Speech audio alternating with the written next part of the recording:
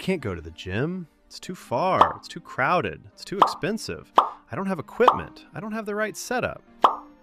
That's usually where this starts. Not because you don't care, but because the setup feels impossible. Life gets busy, energy drops, and fat loss turns into something you'll start later. The problem is, later keeps moving.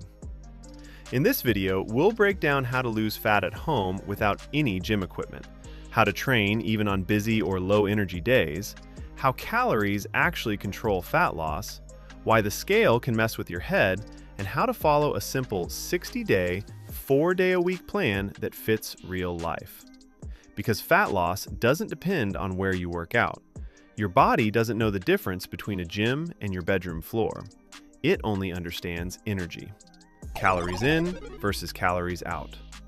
If your body uses more energy than you consume over time, it has to pull energy from storage, and stored energy is fat. That idea leads directly into nutrition, because food decides whether fat loss actually happens. The first step is knowing your maintenance calories.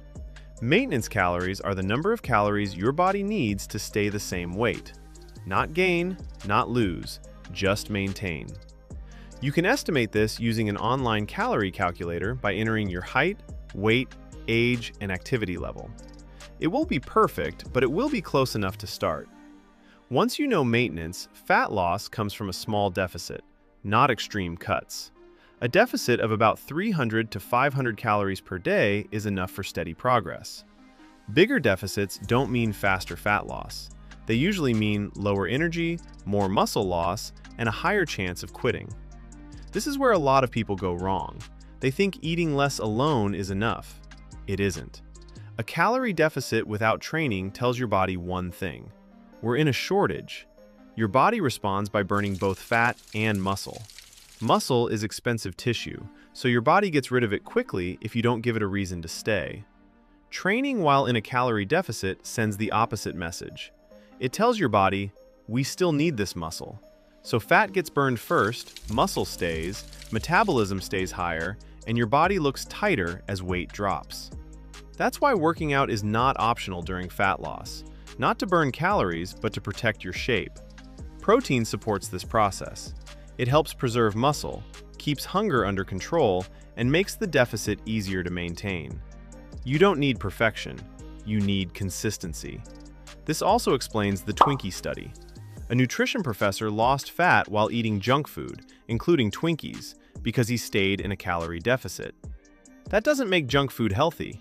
It proves calories decide fat loss. Food quality decides energy, health, recovery, and whether you can stick to the plan. At home, the goal becomes clear. Maintain a calorie deficit, train to protect muscle, and repeat long enough for fat to leave. That's where the training plan fits in naturally. For the next 60 days, you'll train 4 days a week. Each session takes about 25 to 35 minutes, enough to stimulate muscle, burn calories, and build consistency without burnout. Day 1 is full body strength. Start with squats. 3 sets of 12 to 20 reps. Control the way down and stand up with intent.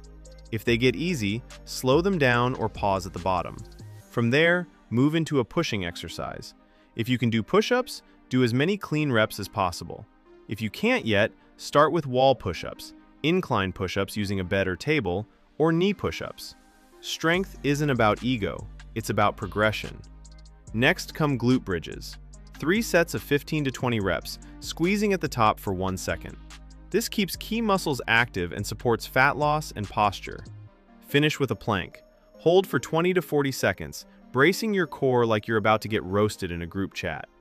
Rest briefly and repeat the circuit. Day 2 focuses on movement. A 30 to 45 minute walk. Walking burns calories, improves insulin sensitivity, and helps recovery without stressing your system. Day 3 brings strength back with variation.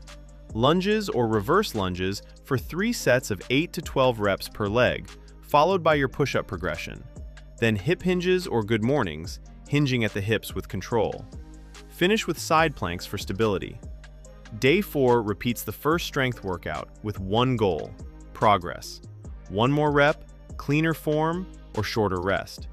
Progress doesn't mean harder, it means better. The remaining days are rest or optional walking. Fat loss doesn't come from training every day. It comes from training well enough to stay consistent. Busy days will still happen. On those days, 5 minutes counts. 1 round counts. 10 squats, 10 incline push-ups, and a short plank protects the habit. Don't skip twice. Sleep supports everything. Poor sleep increases hunger, lowers testosterone, and makes fat loss harder than it needs to be. 7 to 8 hours isn't a bonus. It's part of the system. The scale is the final mental trap. Daily weigh-ins fluctuate because of water, salt, stress, and digestion. That doesn't mean fat gain. Checking 2 to 3 times a week and watching trends works better. Progress also shows up in strength, energy, and how clothes fit. Eventually, the mindset shifts. You stop waiting for motivation and start acting like someone who trains, eats with intention, and doesn't quit when conditions aren't perfect. You don't need a gym. You don't need equipment. You don't need extremes.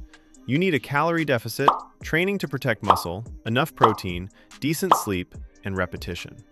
Follow the system for 60 days. Stay consistent. Let biology do the rest.